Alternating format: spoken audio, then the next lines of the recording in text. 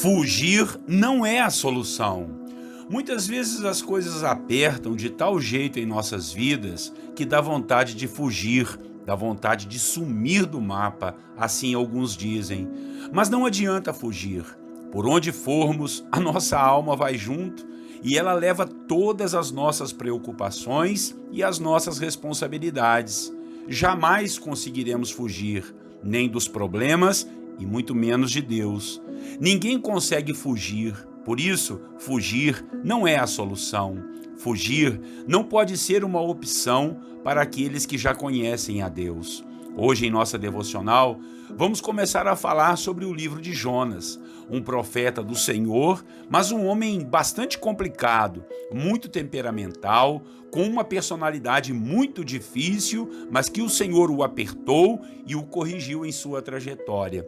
Fique conosco por esses dias, porque vamos aprender bastante sobre a palavra de Deus. Bom dia, meus irmãos. A paz do Senhor Jesus para você e para toda a sua família.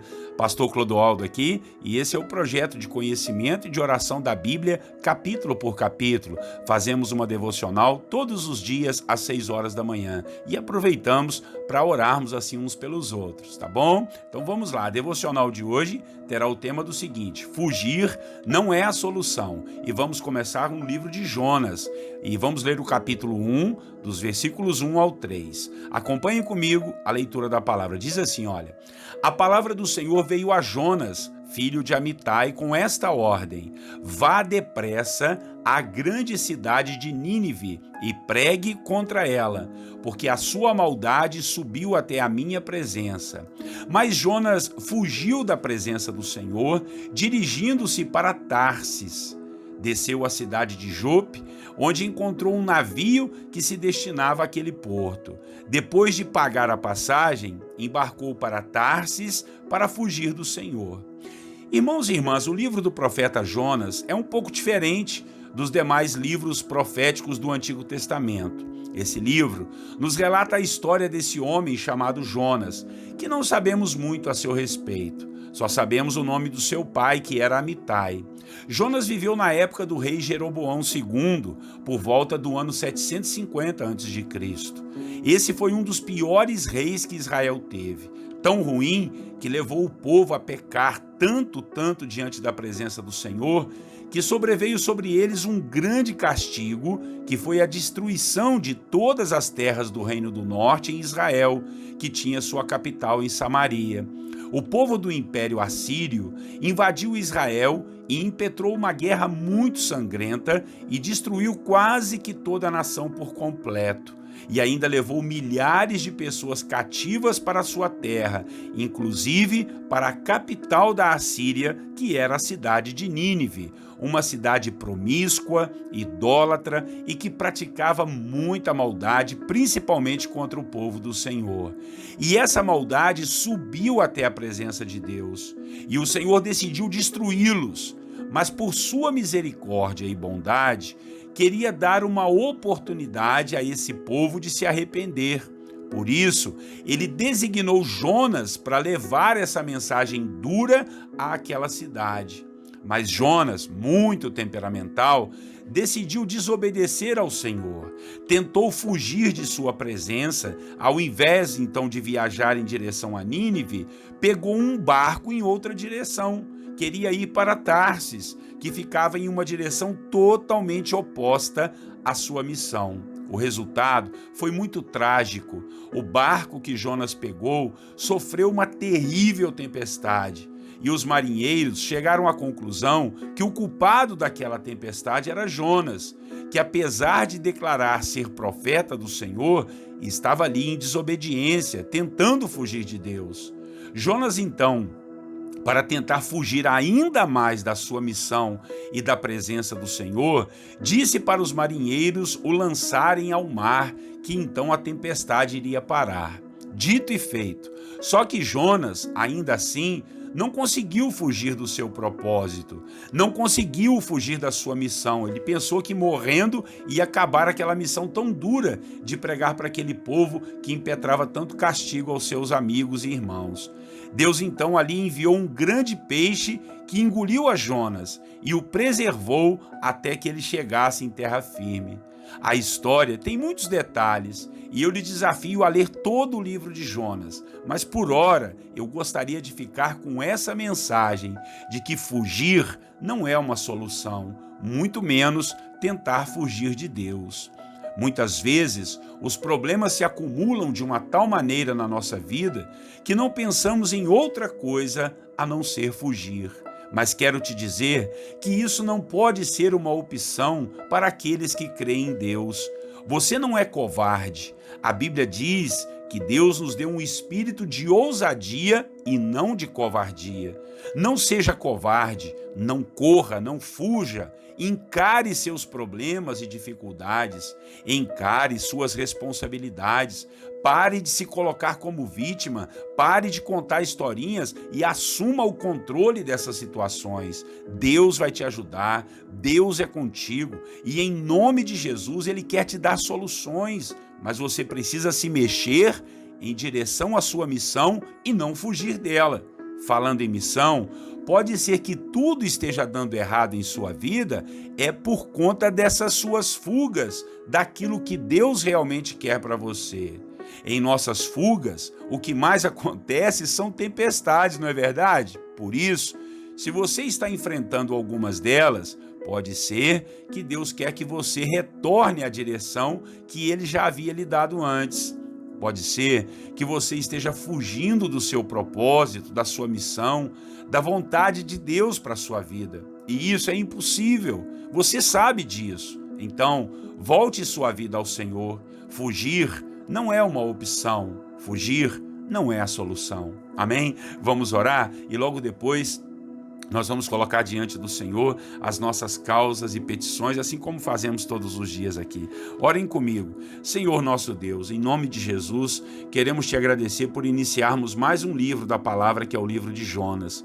Vimos aqui as atitudes de Jonas, Pai, querendo fugir dos problemas, fugir da missão, fugir das responsabilidades. Mas, meu Deus, fugir não é uma opção, fugir não é uma solução, ainda mais para nós que cremos e confiamos no Senhor.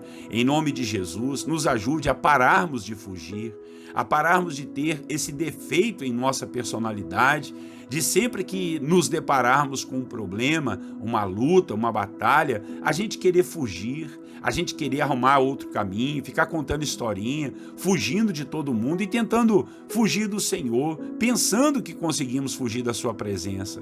Ah, Senhor, em nome de Jesus, livra-nos desse mal tão grande da personalidade humana, Pai, que é fugir da responsabilidade. Nós não vamos conseguir fugir, por isso, fugir não é uma opção e não é uma solução para aqueles que confiam no Senhor.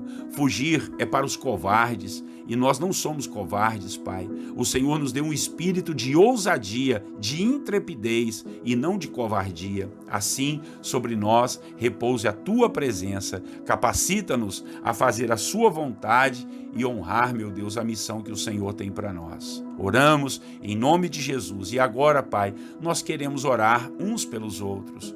Lembramos, ó Deus, que aqui estamos orando, intercedendo uns pelos outros, Pai, orando, fortalecendo um ao outro na fé e na esperança. Como eu sempre digo aqui, ninguém é melhor do que o outro, por isso nós só lembramos de algumas pessoas que estão precisando de oração, pessoas que estão internadas, pessoas que estão para passar por uma cirurgia, pessoas que estão precisando de recursos, estão desesperadas dentro dos seus quartos, chorando, Pai, horrores, meu Pai, diante das dificuldades que têm passado.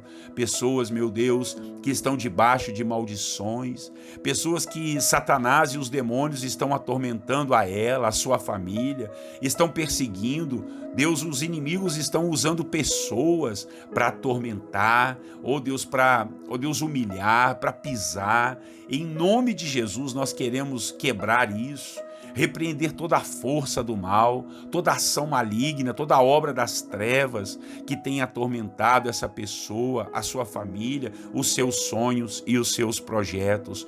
Oro, Pai, oramos por aqueles que estão em solidão, precisando arrumar um casamento, arrumar uma esposa, um esposo. Jesus, que o Senhor possa ajudar. Oro por esses adolescentes, meu Deus, quantas crises e lutas os adolescentes têm passado. Talvez não seja ele que está ouvindo, mas é a sua mãe, é o seu pai que está chorando, intercedendo por eles. Que o Senhor possa ajudar. Oramos por essa geração, pelos jovens.